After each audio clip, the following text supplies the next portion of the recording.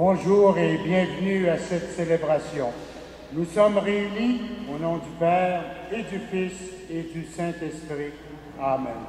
Aujourd'hui encore, Dieu vient vers nous et nous convie à sa rencontre. Que le Seigneur vous bénisse et vous accueille dans sa joie et sa paix. Béni soit Dieu, maintenant et toujours. Le Seigneur est tendresse et pitié. Il est amour et pardon. Approchons-nous de lui avec confiance. Victimes de mépris, il nous arrive aussi de mépriser les autres. Seigneur, prends pitié. Victimes de la haine, nous pensons parfois à nous venger.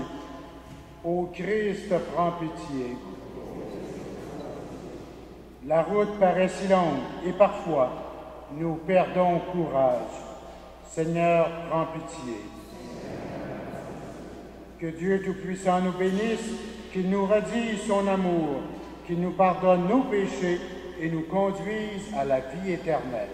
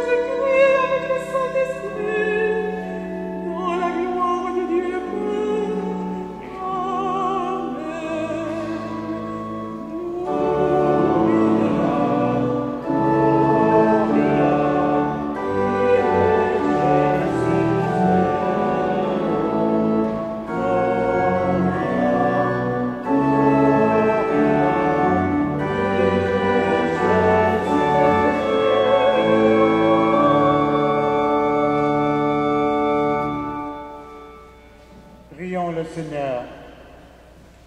Dieu Tout-Puissant, force de ceux et de celles qui espèrent en toi, sois favorable à nos appels. Puisque l'homme est fragile et que sans toi il ne peut rien, donne-nous toujours le secours de ta grâce. Ainsi, nous pourrons, en observant tes commandements, vouloir et agir de manière à répondre à ton amour, par Jésus-Christ, ton Fils, notre Seigneur et notre Dieu, lui qui vit et règne avec toi, dans l'unité du Saint-Esprit, maintenant et pour les siècles des siècles.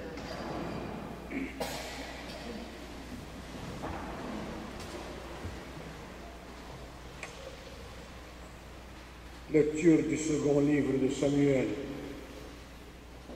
Après le péché de David, le prophète Nathan vint le trouver et lui dit: Ainsi parle le Seigneur, Dieu d'Israël. Je t'ai sacré roi d'Israël. Je t'ai sauvé de la main de Saoul. Puis je t'ai donné la maison de ton maître. Je t'ai donné les épouses du roi. Je t'ai donné la maison d'Israël et de Juda. Et si ce n'est pas encore assez, j'y ajouterai tout ce que tu voudras.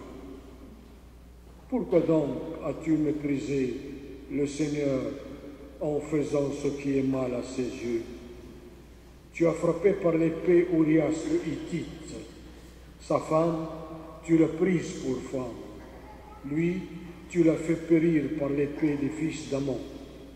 Désormais, l'épée ne cessera plus jamais de frapper ta maison, pour te punir, parce que tu m'as méprisé et que tu as pris la femme d'Urias le Hittite pour qu'elle devienne ta femme. David dit à Nathan: J'ai péché contre le Seigneur. Nathan lui répondit: Le Seigneur a pardonné ton péché, tu ne mourras pas. Parole du Seigneur.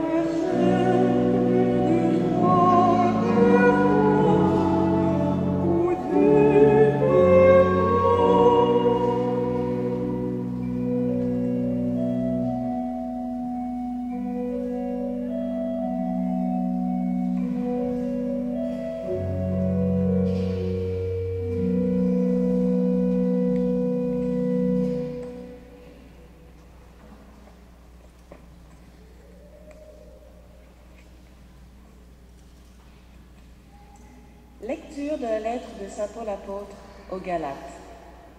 Frères et sœurs, nous le savons bien, ce n'est pas en observant la loi que l'homme devient juste devant Dieu, mais seulement par la foi en Jésus-Christ. C'est pourquoi nous avons cru en Jésus-Christ pour devenir des justes par la foi au Christ, mais non par la pratique de la loi de Moïse. Car personne ne devient juste en pratiquant la loi. Grâce à la loi qui a fait mourir le Christ, je cessais de vivre par la loi, afin de vivre pour Dieu. Avec le Christ, je suis fixé à la croix. Je vis, mais ce n'est plus moi, c'est le Christ qui vit en moi. Ma vie, aujourd'hui, dans la condition humaine, je la vis dans la foi au Fils de Dieu, qui m'a aimé et qui s'est livré pour moi. Il n'est pas question pour moi de rejeter la grâce de Dieu. En effet, si c'était par la loi qu'on devient juste, alors le Christ serait mort pour rien. Parole du Seigneur.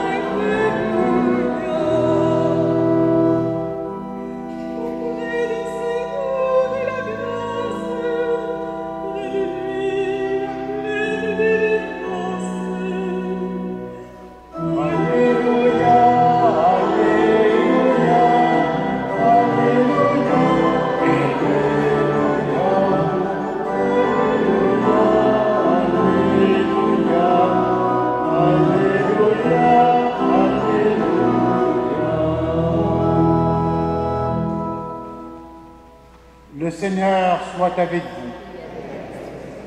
Évangile de Jésus-Christ selon saint Luc. Un pharisien avait invité Jésus à manger avec lui. Jésus entra chez lui et prit place à table. Survint une femme de la ville, une pécheresse. Elle avait appris que Jésus mangeait chez le pharisien et elle apportait un vase précieux plein de parfums. Tout en pleurs, elle se tenait derrière lui à ses pieds et ses larmes mouillaient les pieds de Jésus. Elle les essuyait avec ses cheveux, les couvrait de baisers et y versait le parfum. En voyant cela, le pharisien qui avait invité Jésus se dit en lui-même: « Si cet homme était prophète, il saurait qui est cette femme qui le touche et ce qu'elle est, une pécheresse. » Jésus prit la parole. « Simon, j'ai quelque chose à te dire. Parle, maître. » Jésus reprit. Un créancier avait 2 débiteurs. Le premier lui devait 500 pièces d'argent, l'autre 50. Comme ni l'un ni l'autre ne pouvait rembourser, il remit à tous 2 leur dette. Lequel des 2 l'aimera davantage? Simon répondit: c'est celui à qui il a remis davantage, il me semble. Tu as raison, lui dit Jésus. Il se tourna vers la femme en disant à Simon: tu vois cette femme, je suis entré chez toi et tu ne m'as pas versé d'eau sur les pieds. Elle les a mouillés de ses larmes et essuyés avec ses cheveux. Tu ne m'as pas embrassé. Elle, depuis son entrée, n'a pas cessé d'embrasser mes pieds. Tu ne m'as pas versé de parfum sur la tête. Elle m'a versé un parfum précieux sur les pieds. Je te le dis, si ses péchés, ses nombreux péchés sont pardonnés, c'est à cause de son grand amour. Mais celui à qui on pardonne peu montre peu d'amour. Puis il s'adressa à la femme. « Tes péchés sont pardonnés. » Les invités se dirent, « Qui est cet homme qui va jusqu'à pardonner les péchés? » Jésus dit alors à la femme, « Ta foi t'a sauvée, va en paix. » Acclamons la parole de Dieu. Louange à toi, Seigneur.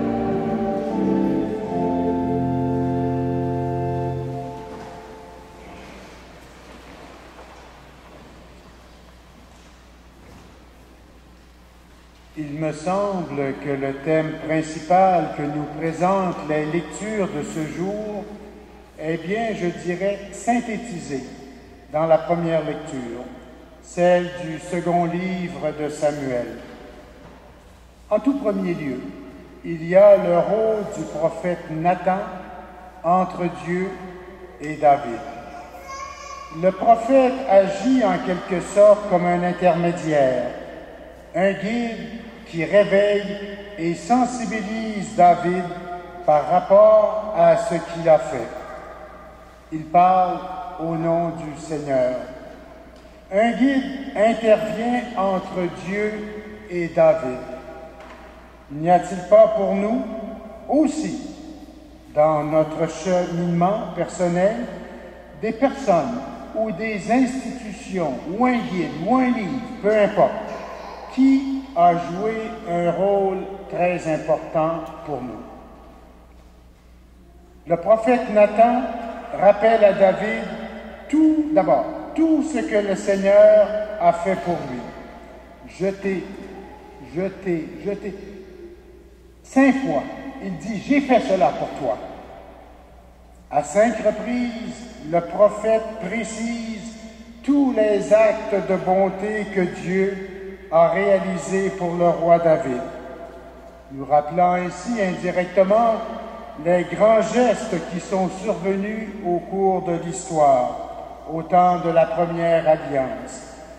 Je t'ai sacré roi d'Israël, je t'ai sauvé de la main de Saül, je t'ai donné la maison de ton maître, je t'ai donné les épouses du roi, je t'ai donné la maison d'Israël et de Juda. Et j'ajouterai tant de choses, signifiant par là la très grande bonté de Dieu pour le roi David.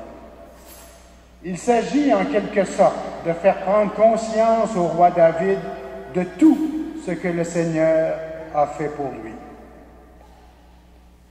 Si on s'arrête un instant, on peut, nous aussi, examiner les choses et regarder tout ce que le Seigneur a fait pour nous au cours de notre existence. David, au lieu d'être reconnaissant pour Dieu, n'a pas respecté Dieu et son prochain. Nathan précise, « Pourquoi donc as-tu méprisé le Seigneur en faisant ce qui est mal à ses yeux? » Et Dieu lui-même de dire, « Tu m'as méprisé. » Grâce à l'intervention d'un intermédiaire entre lui et Dieu, David prend conscience du mal qu'il a fait. Rappelez-vous, faire tuer le mari d'une femme, parce qu'en plus de toutes celles qu'il avait, David voulait s'approprier la femme d'Urias le Hittite. Sensualité non contrôlée, égoïsme à outrance qui pousse David à faire tuer quelqu'un, l'époux de la très belle Bethsabée, pour réaliser ses projets concernant sa petite personne. Devant le constat, la prise de conscience de ce qu'il a fait, David reconnaît son péché. Il dira au prophète, « J'ai péché contre le Seigneur. » En faisant ce qui est mal pour notre prochain, nous méprisons Dieu. nous péchons contre Dieu.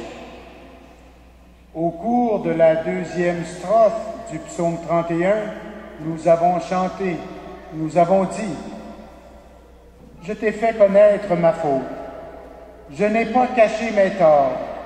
J'ai dit, je rendrai grâce au Seigneur en confessant mes péchés. »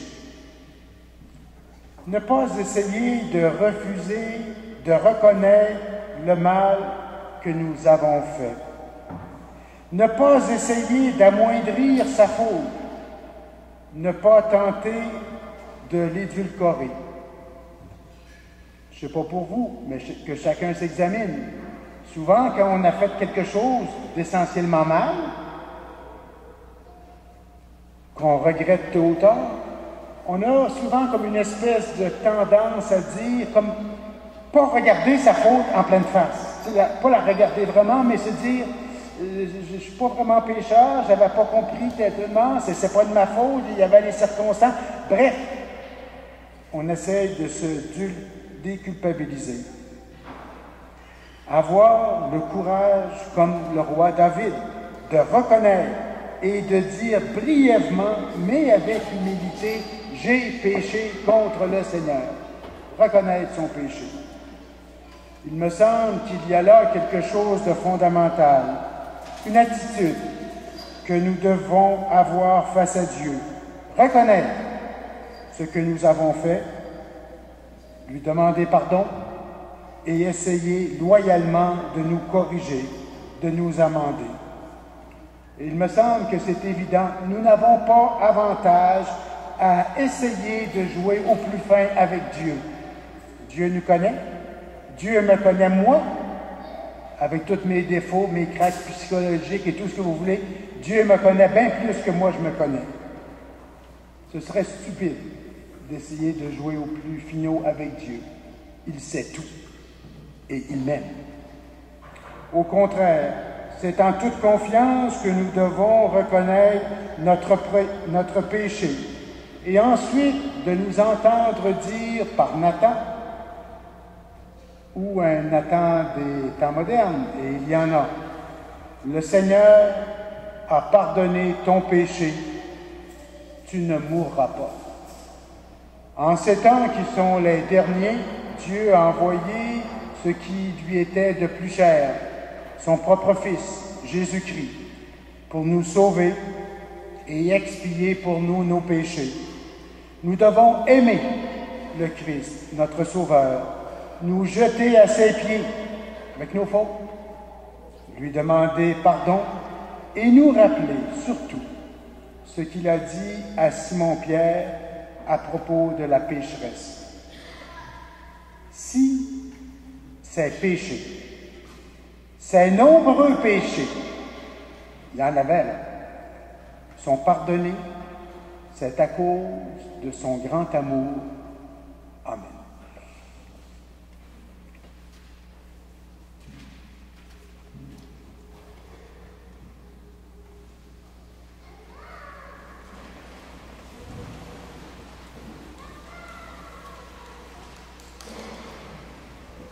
Avec fierté, proclamons notre foi.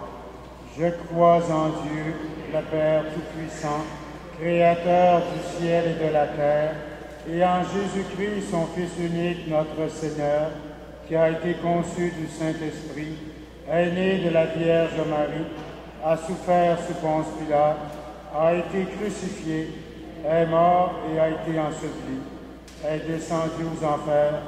Le troisième jour est ressuscité des morts, est monté aux cieux, est assis à la droite de Dieu, le Père Tout-Puissant, d'où il viendra juger les vivants et les morts. Je crois en l'Esprit Saint, à la Sainte Église catholique, à la communion des saints, à la rémission des péchés, à la résurrection de la chair, à la vie éternelle. Amen. La bonté de Dieu s'étend à tous les êtres humains. Unissons-nous à cette bonté universelle en présentant à Dieu les besoins de tous. pour les jeunes qui cherchent une sagesse de vie. Seigneur, nous te prions.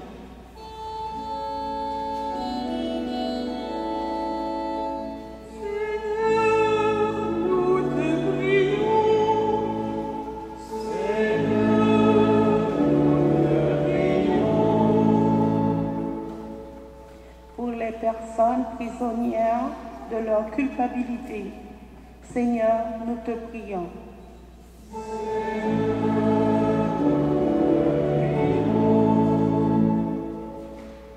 Pour ceux et celles qui sont pleins de suffisance, incapables de s'ouvrir à toi, Seigneur, nous te prions.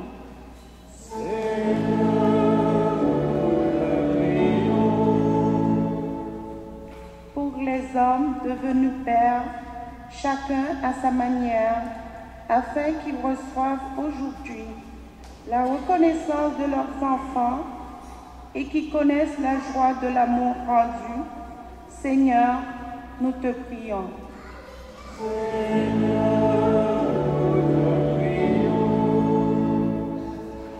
Pour notre assemblée invitée au banquet de Jésus Sagesse, Seigneur, nous te prions.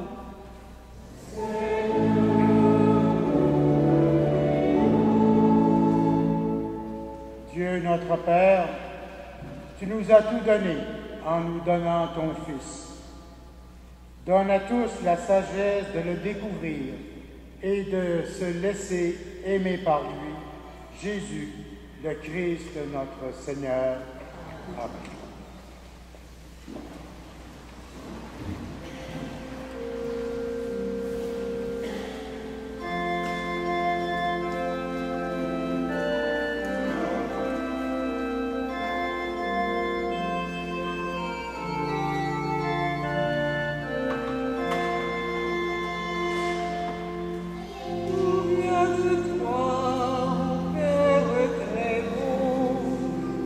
Nous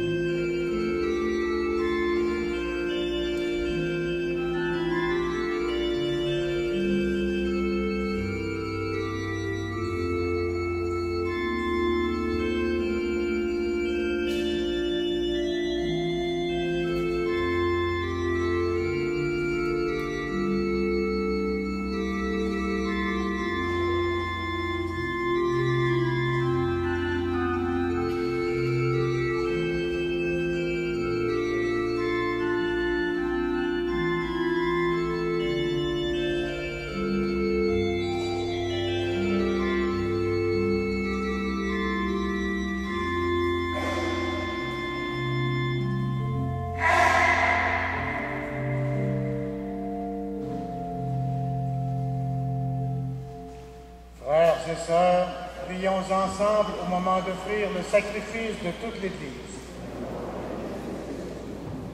Tu as voulu que nous trouvions, Seigneur, dans les biens que nous te présentons, la nourriture de cette vie et le sacrement d'une vie nouvelle. Fais que nos corps et nos âmes puissent toujours en bénéficier. Par Jésus-Christ, ton Fils, notre Seigneur et notre Dieu, lui qui vit et règne avec toi, dans l'unité du Saint-Esprit, maintenant et pour les siècles des siècles. Le Seigneur soit avec vous. Élevons notre cœur. Rendons grâce au Seigneur notre Dieu. Vraiment, il est juste et bon de te rendre gloire, de t'offrir notre action de grâce toujours et en tout lieu, à toi, Père très saint, Dieu éternel et tout-puissant. Oui, nous le reconnaissons, afin de secourir tous les humains, tu mets en œuvre ta puissance, et tu te sers de notre condition mortelle pour nous affranchir de la passion. Ainsi, notre existence périssable devient un passage vers le salut par le Christ notre Seigneur. C'est par lui que les anges assemblés devant toi adorent ta gloire. À leur hymne de louange, laisse-nous joindre nos voix pour chanter et proclamer.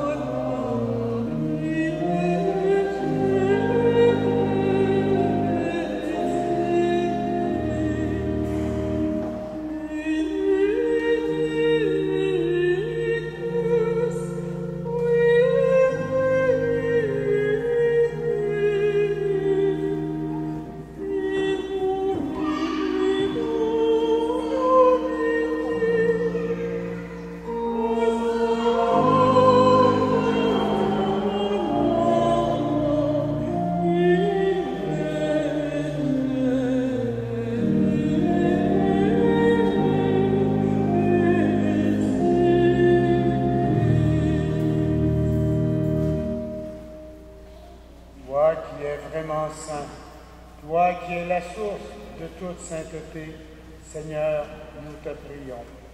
Sanctifie ces offrandes en répandant sur elles ton esprit, qu'elles deviennent pour nous le corps et le sang de Jésus le Christ, notre Seigneur.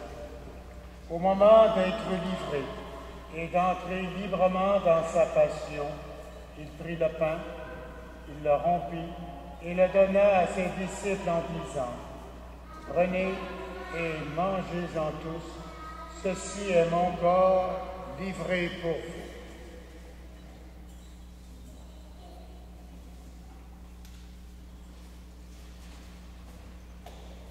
De même, à la fin du repas, il prit la coupe. De nouveau, il rendit grâce et la donna à ses disciples en disant: prenez et buvez-en tous, car ceci est la coupe de mon sang, le sang de l'alliance nouvelle et éternelle, qui sera versé pour vous et pour la multitude en rémission des péchés. Vous ferez cela en mémoire de moi.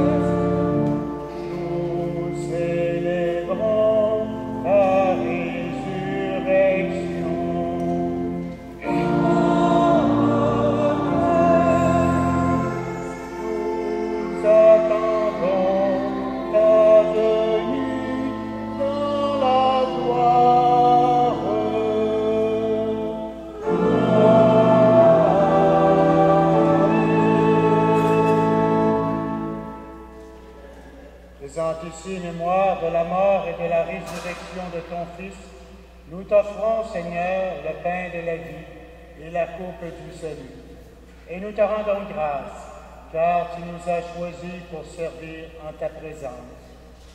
Humblement, nous te demandons qu'en ayant part au corps et au sang du Christ, nous soyons rassemblés par l'Esprit Saint en un seul corps.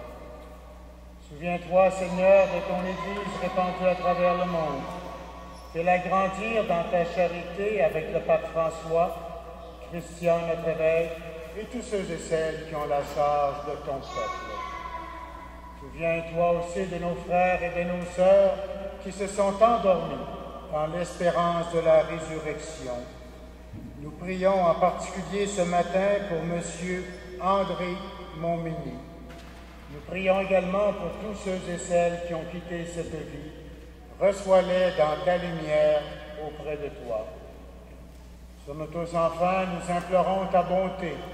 Permets qu'avec la Vierge Marie, l'Immaculée Conception, avec les apôtres et les saints de tous les temps qui ont vécu dans ton amitié, nous ayons part à la vie éternelle et que nous chantions ta louange par Jésus-Christ, ton Fils bien-aimé.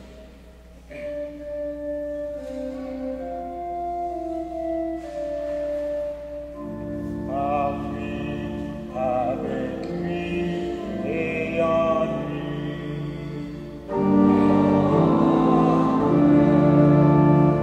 À toi, Dieu le Père Tout-Puissant, dans l'unité du Saint-Esprit.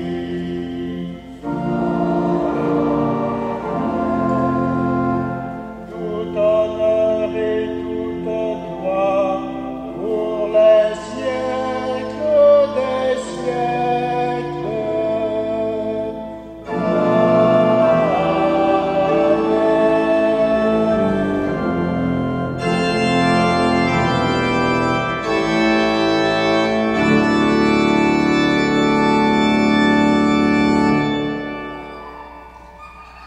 Avec confiance, nous reprenons la prière que Jésus nous a donnée.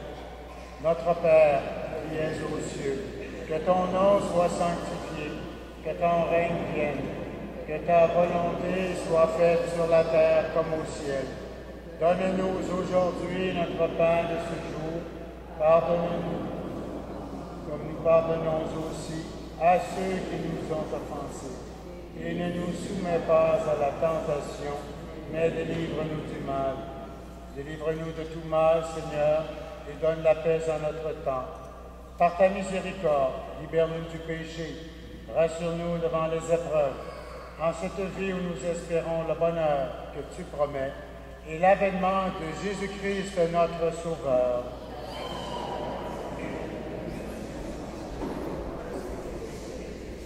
Seigneur Jésus-Christ, tu as dit à tes apôtres, je vous laisse la paix, je vous donne ma paix. Ne regarde pas nos péchés, mais la foi de ton Église. Pour que ta volonté s'accomplisse, donne-lui toujours cette paix et conduis-la vers l'unité parfaite, toi qui vis et règnes pour les siècles des siècles. Que la paix du Seigneur soit toujours avec vous.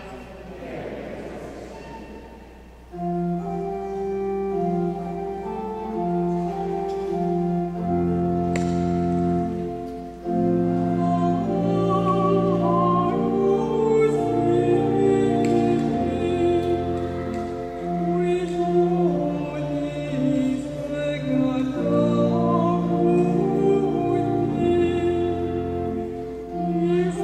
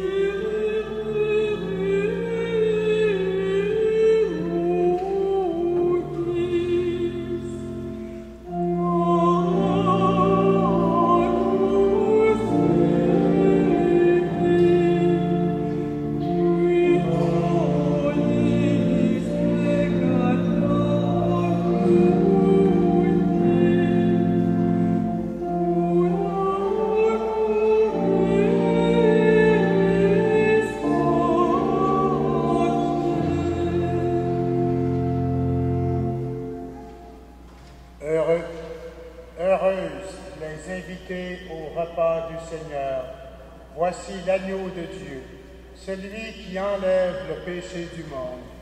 Seigneur, je ne suis pas digne de recevoir, mais dis seulement une parole. Que le corps et le sang du Christ nous gardent pour la vie éternelle.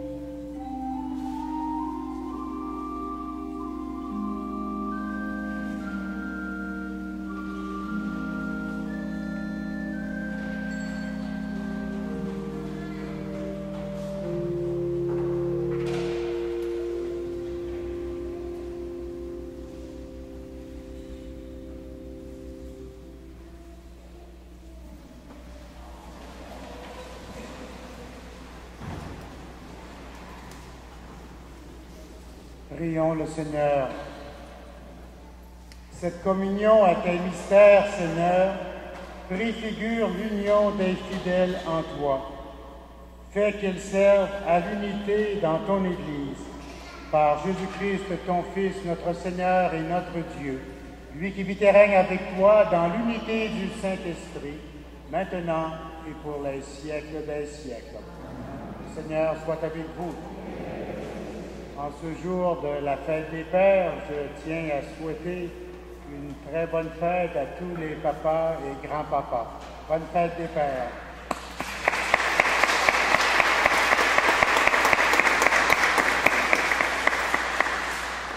Que Dieu Tout-Puissant vous bénisse, lui qui est Père, Fils et Esprit Saint.